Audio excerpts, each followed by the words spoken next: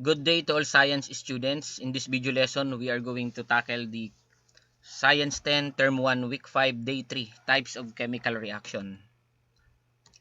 Objectives: describe and differentiate combination, decomposition, single replacement, double replacement, and combustion reactions using their general patterns and examples. Classify given chemical equations according to their reaction types and justify each answer through pattern analysis, and recognize the usefulness and possible effects of chemical reactions in household, industrial, and environmental situation. For activity, the purpose: this activity introduces the patterns of common chemical reactions through symbol cards and logical reasoning. So this is the materials. Okay, ito yung reaction type. We have combination reaction, decomposition, single replacement, double replacement, and combustion. Actually, anim po yan. May tinatawag pa sa na acid-base. Pero pwede na siyang ipasok kasi dito sa double replacement. Okay, directions: work with a partner or a small group. Arrange the symbol cards to match each reaction pattern read by the teacher. Raise the corresponding reaction type card after arranging the symbol. One representative briefly explains what happened to the substances. Okay, this is the pattern form for round 1, A plus B resulting to AB. The correct response should be combination. So, two substances join to form one product. Okay, so doon naman po sa pangalawa, AB resulting to A plus B. That is decomposition. One compound breaks into simpler substances. And then A plus BC resulting to AC plus B. This is single replacement. And number 4, double replacement. And number 5 is the combustion. Ayan, kung titingnan po natin, ayan, yung combination niya, yung general pattern niya, A plus B resulting to AB. Many reactants form one product, yun ang combination. Ang example po natin dyan, yung 2 molecules of magnesium reacts with 1 molecule of oxygen gas resulting to 2 molecules of magnesium oxide. Ang decomposition naman po, kabaliktaran ito ng combination. No? AB resulting to A plus B. One reactant forms several products. Ayan, single replacement, kung papansinin niyo po, ang kapartner dito ni B ay si C. Sa product, naging AC plus B. Naging single ngayon yung B. So, sa double replacement naman po, nagpalitan lang. Yung AB, dati magkapartner. Ang naging partner na sa product ni A is si D. At si C naman, ang partner niya na ay si B. So, nagkaroon ng exchanging parts. Kumbaga, exchange gift, palitan. And number 5 is the combustion. Sa combustion reaction po, laging involve ang oxygen. Tandaan nyo po yan sa reactants. Kasi kung walang oxygen, walang combustion na mangyayari. Tingnan natin itong picture. We have station A hanggang E. Grade 10 learners prepared 5 demonstration stations for a community science exhibit. Station A magnesium strip is burned in oxygen and produces a bright white solid called magnesium oxide. So kung titingnan natin sa equation, ito po. And then situation B, hydrogen peroxide is stored in an old clear bottle, slowly releases oxygen bubbles. Yan po ang example. And station C, zinc metal is placed in hydrochloric acid, producing bubbles of hydrogen gas. Station D, two clear solutions are mixed and a white solid appears. Example dyan is silver nitrate plus sodium chloride. Yan, resulting to sodium chloride to silver chloride plus sodium nitrate. Okay, station A, a small gas burner uses methane and produces heat for cooking. Ayan, combustion yung kasi yan kasi may involvement na naman na oxygen. Pero lagi po ang combustion is may oxygen. Pero hindi lahat ng may oxygen ay combustion, kagaya ng sa water formation. The learners must label each station according to the reaction type and explain why correct chemical handling is important. Okay, guide questions. What type of reaction occurs at station A? Explain using its pattern. Okay, dun sa reaction A po is combination reaction because magnesium and oxygen combine to form one product, the magnesium oxide. What type of reaction occurs at station B? Okay, that is decomposition kasi nga nakalagay dun is AB is resulting to A plus B. So, nag-separate yung isang compound into simpler substance. Why is station C classified as single replacement reaction? Okay, yung zinc, pinalitan si hydrogen in hydrochloric acid, producing zinc chloride and hydrogen gas. What type of reaction occurs at station D? What evidence supports this answer? Okay, double replacement. No, a white precipitate, silver chloride forms. Okay, what type of reaction occurs at station E? Okay, that is combustion. Which station demonstrate a reaction that may contribute to air pollution when performed on a large scale? Okay, yung pong combustion, that is station E. Combustion of fuels produces carbon dioxide and may release pollutants. Which station shows why some chemicals should be stored properly? Okay, station B, because light may speed up the decomposition of hydrogen peroxide. Yung catalyst of the chemical reaction. Okay, types of chemical reaction. Isa-isahin po natin yung 5 uri ng chemical reactions. So, chemical reactions may be classified based on the pattern by which reactants change into products. Recognizing these patterns helps learners understand and predict what occurs during a reaction. Okay, number 1, ito pong mga nakadilaw, ito yung major type of reaction. So, 5 po yan. So, combination reaction. So, a combination reaction occurs when 2 or more reactants join together to form a single product. Yan po ha, 2 or more reactants produce a single product. That is combination reaction. The general pattern, A plus B resulting to AB. Ayan, example po yung nasa picture. Example is formation of magnesium oxide. Yan. Nag-combine si magnesium sa kasi oxygen resulting to magnesium oxide. Ayan. Okay, evidence of reaction, that is bright white light, release of heat, formation of a white solid. Okay, this is a combination reaction because magnesium and oxygen combine to form only one product, which is the magnesium oxide. Okay, in real life connection, kung saan ginagamit ba yun, mga nagagamit yung combination reaction, rusting is also related to combining of metal with oxygen. And pag-form na po ng kalawang, kaya nung iron oxide. Okay, pangalawa pong uri ng reaction is the decomposition. Ito po, kabaliktaran naman ng combination.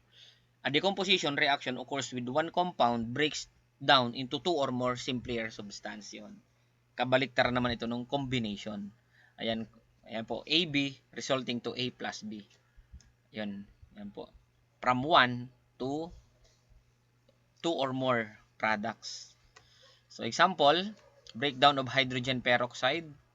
Ayan, resulting to water and oxygen gas. Okay, reactant po dyan is hydrogen peroxide. Ang products ay water and oxygen gas. Okay, formation of bubbles, same din yung mga evidences. Gradual decrease in the original substance. This is a decomposition reaction because one compound, hydrogen peroxide, breaks down into 2 products. Okay, real life connection. Hydrogen peroxide is commonly sold in dark colored bottles because exposure to light can speed up its decomposition. So, proper chemical storage helps preserve products' effectiveness. And of course, it promotes safety. Okay, number 3 na natin na uri ng chemical reaction. Yung unang dalawa po, ulitin natin combination reaction and decomposition reaction. Ito naman, single replacement reaction. A single replacement reaction occurs when one element replaces another element in a compound. So, may papalitan. Yon, A plus B, C, resulting to AC plus B. Kung mapapansin natin, si B ang naging single na dito pagdating sa product. Si C ay nakipartner na sa A. Ayan, yung example, zinc. O, yung single dati, nagkaroon ng partner, yung may kapartner na iwan. Example po niyan, zinc and hydrochloric acid. So, si chlorine, nagpartner na sa zinc, na iwan si hydrogen. That is single displacement o single replacement. Ayan. Okay, same lang po ang kanyang evidences of reaction. This is a single replacement reaction because zinc takes the place of hydrogen in hydrochloric acid. Okay, acids can react with certain metals and cause metal surfaces to deteriorate. This is important when caring for laboratory equipment, metal tools, pipes, railings, roofs, and vehicles. Okay, pang-apat na po tayo. Reviewin natin yung tatlo ulit. Yung number 1 is combination, number 2 is decomposition, at number 3 is single replacement. Ito naman, double replacement reaction. A double replacement reaction occurs when two compounds exchange ions or parts forming two new compounds. Nagpalitan. Ayan po, si A kapartner ay si B at si C kapartner si D. Pagdating doon sa product, si A naging partner na ni D at si C ay kay B.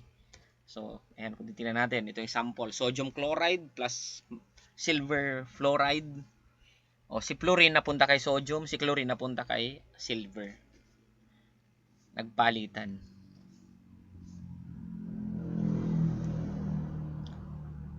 Ayan, example, silver nitrate reacting with sodium chloride. When silver nitrate solution is mixed with sodium chloride solution, silver chloride and sodium nitrate are formed. Ayan. Evidence of reaction, ayan, formation of white solid or precipitate. Mixture may become cloudy. This is a double replacement reaction because the compounds exchange their parts. The silver ions join with chloride ions to form solid silver chloride. Ayan, real life connection. Double replacement reactions are applied in water treatment and laboratory testing because they can help remove or identify dissolved substances through precipitate formation. Ayan, number 5, combustion reaction. Review po natin ulit yung apat. Number 1 is combination reaction. Number 2, decomposition. Number 3 ay single replacement. Number 4 ay double replacement. And ngayon, number 5, combustion reaction. A combustion reaction occurs when a substance react with oxygen. Yun. Lang po laging kapartner oxygen. Kasi ang combustion po is a term for burning. Releases energy usually in the form of heat and light. Kasi po tandaan natin, walang combustion kung walang oxygen. Kaya laging involve ang oxygen gas pagdating sa combustion reaction. Ayan po, fuel plus oxygen resulting to carbon dioxide, water, and energy. Yan yung karaniwang mga products, carbon dioxide and water, and other chemical or other energy. Ayan, methane is a fuel found in natural gas used for cooking. Ayan, kung walang oxygen, hindi magagamit. Walang burning na mangyayari. Yung energy na tinutukoy po dyan, pwede yung tinatawag na thermal energy, yung heat. Okay. Production of flame, release of heat, production of light. Possible production of smoke or gases. This is a combustion reaction because methane burns in oxygen and releases energy. In real-life connection, combustion makes cooking, transportation, and electricity generation possible. However, the burning of fuels may also contribute to air pollution and increase carbon dioxide in the atmosphere. Ayan, kung i-compare natin, balikan natin yung 5 uri ng chemical reaction. Combination, decomposition, ayan, single replacement, double replacement, combustion. Ayun. At yung pang-anim nga po sana, yung acid-base reaction. Pero ipinapasok na po yun dun sa double replacement. How to identify the reaction type? Learners may use the following guide when examining an equation. Ayan, kapag 2 or more reactants form only one product, that is combination. Does one reactants break into several products? Decomposition. Is there a lone element that takes the place of another element in a compound? Meron bang single doon sa reactants? At pagdating ng product, may single ulit? That is single replacement. Double replacement, due to compounds exchange parts and form 2 new compounds. That is double replacement. Does a fuel react with oxygen and release energy? That is combustion. Yun po ang hint doon. Kapag fuel at may kapartner na oxygen, that is combustion. Importance of understanding reaction types. Knowing the types of chemical reaction is useful because it helps explain, number 1, why hydrogen peroxide must be properly stored. Why metals may be damaged by acids. Why a solid may form when solutions are mixed. How cooking fuel produces heat. How chemical reactions affect materials and the environment. Chemical reactions are not limited to laboratory experiments. They occur in cooking, cleaning, transportation, construction, medicine, water treatment, and environmental processes. Conclusion, chemical reactions follow recognizable patterns. In a combination reaction, substance join to form one product. In a decomposition reaction, one compound breaks into simpler substance. In a single replacement reaction, one element replaces another. In a double replacement reaction, 2 compounds exchange parts. At may karugtong pa yan, in a combustion reaction, a substance burns in oxygen and releases energy. Understanding these reaction types helps learners classify chemical equations and connect chemistry to safety, technology, everyday materials, and the environmental concerns.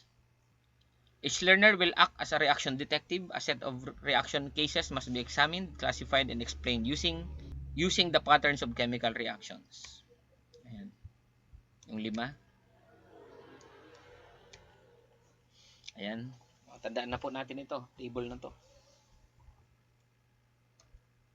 Ayan. Case file worksheet. Yan, reaction type. Ano kaya 'yon? Yun, kayo na pong sasagot nito. Pagsagot nito, based dito sa pattern na to. Yan, reaction pattern, guys. Number 1, sample dyan. Sodium plus chlorine resulting to only one product. Ano yan? That is combination. Ano po? Kayo nang susunod yan.